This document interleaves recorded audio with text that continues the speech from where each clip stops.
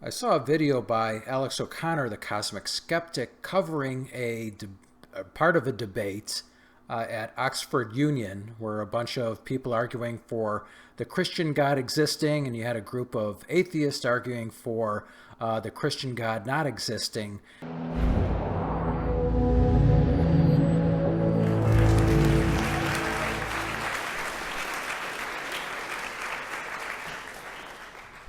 Mr. President, ladies and gentlemen, I hate this argument.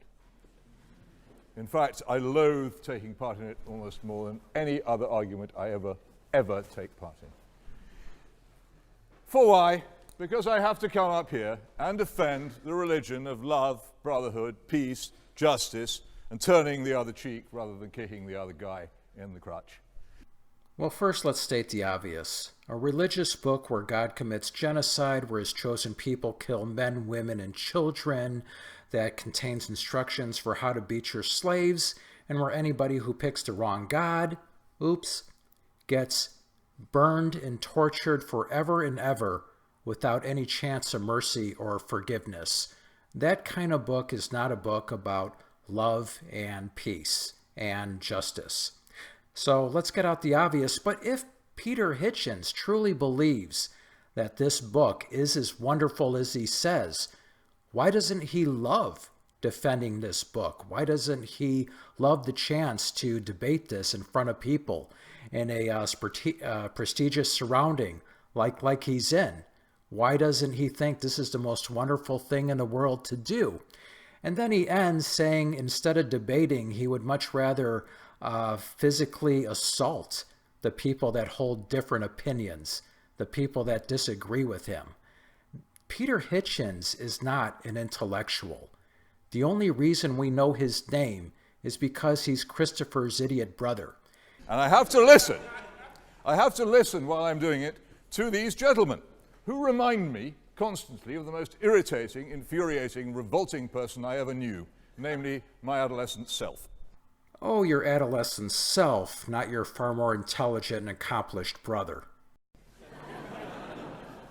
Honestly, I mean, haven't we all heard it all before? Horus, Mithras, they're all the same. No, they're not all the same. They all disagree with each other. They must be wrong. They can't all be right. This is the stuff of sixth form debate. There has been nothing serious said against the concept of God by the opposition this evening at all. So he's lying. There was a lot said. He just doesn't have an answer for it. So instead of being a man about it, being an adult, and addressing the arguments that were presented, he's just going to pretend they didn't happen. But I don't think people's memory is that short term. I think people remember that was stated in the arguments presented, such as Dan Barker explaining why if there is a God, it wouldn't be all-knowing and yet have free will and be all-powerful. Those traits are incompatible with each other. God, presumably, this being is a personal being with free will who knows his own future decisions. In order to have free will, whatever that means, there has to be a period of indeterminacy during which you truly do have options. I could choose coffee or tea. I could choose this or that. But if you know your future options, you have no choice. You have no freedom. You are not a free personal agency. So if your definition of God is that God is omniscient and free, he cannot exist. He's a married bachelor. By the way, if God cannot change what he knows he's going to do tomorrow at 12 noon, that also puts some limits on his omnipotence, doesn't it? Dan Barker also addresses the argument that if something is complex, it must have been designed. The whole idea that in some of these teleological arguments that complexity requires a designer, and Richard, somewhere here, pointed out in his book, The Blind Watchmaker, anything that is complex enough to design functional complexity, any deity who could design has to have a mind that is at least as functionally complex as the thing that he designed, right? If your premise is that functional complexity requires a designer, if that's your premise, then the mind of that deity also must, by that premise, require a designer. And you get into this infinite regress of, well, then God needed a bigger God and a bigger God. I think most scientists prefer to just stop with what we do know rather than speculate. And then you know what would be really strong evidence for a personal God? If prayer actually worked. That would be amazing evidence. Nothing fails like prayer. That would be evidence. If you could give some scientific evidence that prayer actually makes an organic difference, not just makes you feel better, but an actual difference in the real world, that would be something to put on the table. The fact that that's not put on the table shows that prayer is pretty much talking to yourself. Peter Hitchens arguing that nobody's addressed and provided serious arguments against the existence of a Christian God is like somebody arguing that Mike Tyson never knocked anybody out. We can see the footage. We can see that you're lying. Because this is not fundamentally a serious discussion as it has been held so far from the other side. And it's not serious for a very simple reason. It's not arguing about what we ought to be arguing about. I'm going to have a little bit of poetry here for those of you who appreciate that sort of thing. It's from the 38th chapter of the book of Job. God speaks from the whirlwind, and he asks, "Who is this that darkeneth counsel by words without knowledge? Gird up now thy loins like a man, for I will demand of thee, and answer thou me. Where wast thou when I laid the foundations of the earth? Declare, if thou hast understanding. Who hath laid the measures thereof, if thou knowest? Or who hath stretched the line upon it? Whereupon are the foundations thereof fastened? Or who laid the cornerstone thereof?" The answer, ladies and gentlemen, from the opposition is they haven't a clue. Nor have I. Nor has anybody in this room. We haven't the faintest idea. Nothing that any of us could say here tonight could convince anybody that they knew that God existed. Not knowing how the universe came to be doesn't mean we can't clearly demonstrate how religion and gods were created by men, which Dr. Michael Shermer does brilliantly. Humans created God and religion, not vice versa. It's unfortunate that the creator of the universe wrote more than one holy book. Flood myths, very common throughout history. Virgin birth myths likewise spring up throughout time and geography. Flood myths, not original to you. Virgin birth myths, not original to you. Resurrection myths, not original to you. It's often claimed that you can't prove a negative. Us atheists, we can't prove there is no God. Okay, I can prove that humans created gods and religions, and I just did. The geographical location, the time you happen to have been born, the anthropology of religion, the psychology of religion, the sociology of religion. We know exactly how this happens now, all the way down to the neurology, the neuroscience of religion. We know that people are making this up. Now, again, what's more likely? It's obvious that all these other gods are made up. You already know that. You agree with me on that. You're all atheists for all those other gods. So I would just implore you to go one God further. Thank you. According to Peter Hitchens' School of Argumentation, when you get your ass handed to you, just pretend it didn't happen. What we are discussing here is a matter of opinion. And a matter of opinion, Mr. President, is a matter of choice. Sure, people have the choice to be a Mormon. They have the choice to be a Scientologist. I mean, what a completely irrelevant statement to make.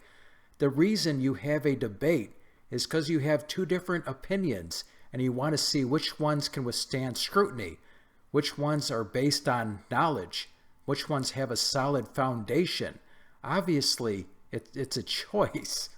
The real question before us is why we choose what we choose. No, that's not the real question. The question of the debate was, does the God of the Bible exist? And you had a side arguing that he did exist and a side arguing that he didn't. The debate wasn't about why people think one way or the other. And this is the most fascinating part of the argument, addressed by the most intelligent and interesting atheist, I think, now living, Thomas Nagel, who asks repeatedly, why is it that I and my fellow atheists so much want there not to be a God? I'm not sure which atheist that he's mentioning. I haven't heard of this guy, but Where are the statistics? Please show the sources saying that atheists desperately don't want there to be a God. Atheism is very simple. We don't believe that a man claiming to speak for God somehow had more authority to do so than the millions of other men making the same claim. It's not that we desperately don't want there to be a God. It's a ridiculous statement to make, and please provide your sources. Why is it, ladies and gentlemen, they so much want there not to be a God? Why would you want there not to be a God? Why would you want to live in a purposeless chaos in which none of your actions had any significance, in which there was no hope of justice, in which the lives of all those whom you loved ended abruptly at death and had no further significance? Why would you want, desire, actively wish to live in a universe as disgusting as that? What a small-minded and cold way of looking at humanity. He doesn't think that anybody's lives mattered. The people that went before us, the people that through their actions gave us a better place to live, the people that advanced medicine, that allowed our life expectancy to double, the people that made advancements in science and technology, and all these things that make our lives better, things we take for granted, all the philosophers throughout history in every single country providing moral guidance on the family, the society, the city, the country, the state, the world. None of this mattered. It is not our world that is pathetic and disgusting. It's Peter Hitchens' view of humanity, his self-loathing, disgusting view of humanity, which does not represent most Christians. You'd have to have a very good reason. And I think these gentlemen do have a very good reason, and it's what they never ever wish to discuss. They don't want justice. They do want the dead to be dead. They do want the universe to be purposeless. They do not want their own individual actions to have any other significance than their immediate effect. You will have to discuss with them why they should be so keen on that proposition. Atheists don't want justice. You mean the justice that comes out of the Bible? The justice that says Timothy McVeigh can be in heaven, while many victims of the Oklahoma City bombing can be burning every second of every minute of every hour of every day of every year? That's justice? The Bible has the most twisted, disgusting form of justice you could imagine. And he's saying atheists don't care about justice. What Dr. Michael Shermer, right there, he wrote a book called The Moral Arc, a book about morality in society and individuals, from a neurological perspective, from adolescent to adult. The book is over 500 pages. And he's actually going to say this with Dr. Michael Shermer there watching him, that atheists don't care about justice. Unbelievable. And what could be more insulting than that? Now, you may be watching this video thinking, oh my gosh, look how nasty this guy is being to Peter Hitchens. Nothing that I've said, everything that I've said put together doesn't come near this accusation that this group of people doesn't care about justice. But from our side of the argument, what we say is that if we desire justice for ourselves, we also desire it for other people. And likewise, if we desire it for other people, we require it for ourselves and we bring it upon ourselves. And on the basis of that, we construct, with some difficulty, with a certain amount of historical knowledge, in the case of some of us with an enormous amount of scientific knowledge of the universe, we construct a belief which helps us to discover, insofar as it is possible, what it is we ought to do and how it is we ought to live, in the belief that there is justice, that there is hope, that death is not the end, that our actions have a significance beyond what we immediately do. Everything he just stated can be done without a belief in God. That really is what we are discussing. Do you want it or do you not want it? If you don't want it, then you can simply turn with raillery and badinage and mock the beliefs of others. I don't care to do that. I think atheists have a serious point of view. I understand why they seem so anxious to press it upon you, and I know, thanks to the general destruction and retreat of institutional Christianity in our society, that many, many people growing up feel under a great deal of conformist pressure because it is very fashionable to follow atheism at the moment. And I also know that a number of people who are in the end servants of power are quite anxious to dispel from our society the enormous force of restraint upon power which Christian belief provides. Christianity provides a constraint on power. Apparently, this man is not familiar with history. Throughout history, Christianity and power has gone hand in hand. Just like when you look at Islamic theocracies, their religion, their God, and their power goes hand in hand. It's the clerics that are stating policy, stating law. And this has happened throughout Christian societies. Fortunately now, we've evolved to secularism, which is far greater than a theocracy. And I wanted to go back to this notion that since atheists don't believe in God, they don't want there to be a God. It's such a ridiculous statement to make, and let's provide other examples. If you don't believe in Superman, it means you don't want to fly. If you think the Lord of the Rings is fiction, it means you hate Gandalf. If you don't believe in Santa, you don't want presents on December 25th. I mean, first off, the majority of atheists, I'm just going to come right out and say it. I am sure, and I have been around the block a few times, that the majority of atheists who don't believe in God don't do it because they desperately don't want there to be a God. They're just going with the evidence. I'm not saying there aren't any atheists who actually come out and say and hope that there is not a God, but I would say that is a minority population. It's interesting that we had, he wasn't properly named, but Laplace quoted earlier on this evening as mocking the idea that he needed any such concept as God because he understood the universe perfectly without it. Quite why it stays up, I don't know, but he thought that he didn't need that explanation. Look up Laplace, some of you, and find out what an extremely nasty piece of work he was. I've no wonder he had no need for the concept of God. So here's an atheist that was a horrible person. Well, gee, how do you counter that? Oh, here's a Christian that was a horrible person. People like that don't, because God in our society stands very much against. And this is why I, after many, many years of not believing in God, came round to the view that I would choose to do so and act as if there is a God. God is the principal opposition in our society to lawless, ruthless power.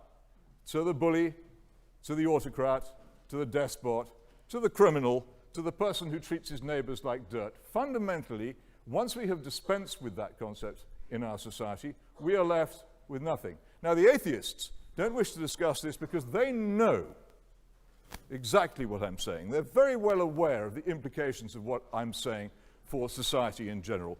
They know perfectly well that if everybody didn't believe in God, the comfortable lives they live in extremely agreeable suburbs, where they can trust people not to cheat them and rob them and mug them and rape them, would come to an end. They want to keep the secret to themselves. They want to have all the joys, not just now, all the joys and all the advantages provided by Christianity, but not pay the dues. Once again, you have to wonder if this guy ever read a history book. How much constraint did Christianity give the Spanish invaders of South America?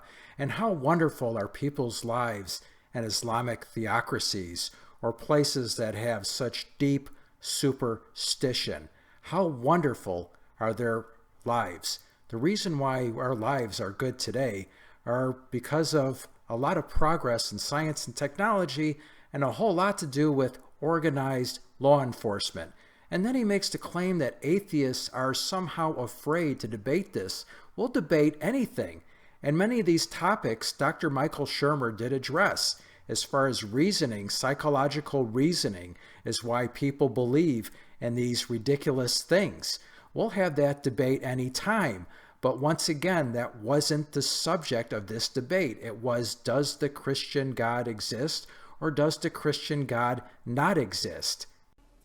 No, not just now, because I'm just finishing I normally do, but this evening I've decided not to. I've decided just to give them a Christian kicking. I've been taking notes, so this is what Peter Hitchens means by a Christian kicking.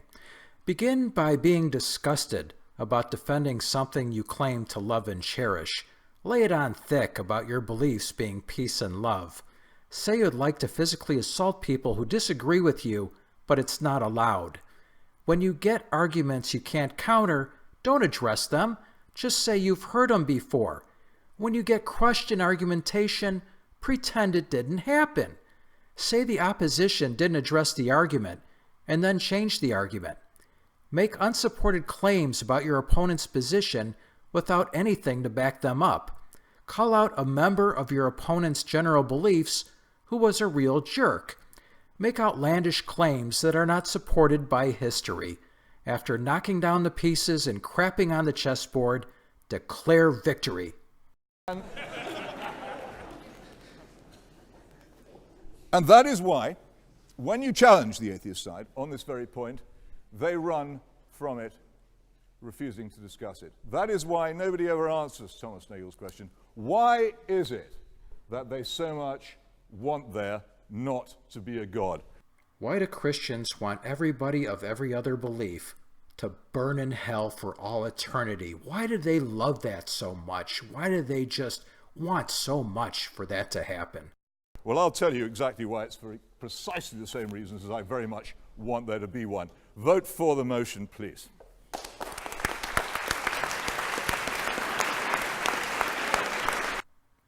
Serenity now. Oh, wow. Well, thanks for watching. Hope you enjoyed that. Yeah, I mean, this was just pissed me off so much that I felt the need to respond. Most of the debaters on the Christian side weren't that insulting or obnoxious, didn't have that horrible self-loathing view of humanity. This guy is definitely in the minority, fortunately, but what a absolutely disgusting performance, one that it was hypocritical, dishonest, cowardly, and it was just amazing how he was accusing atheists of running where he never countered anything. Unbelievable. But anyway, life goes on. Take it away, Cisco and Pancho. Cisco, do we have to leave all our good friends now? Only until next time, Pancho. Adios, amigos.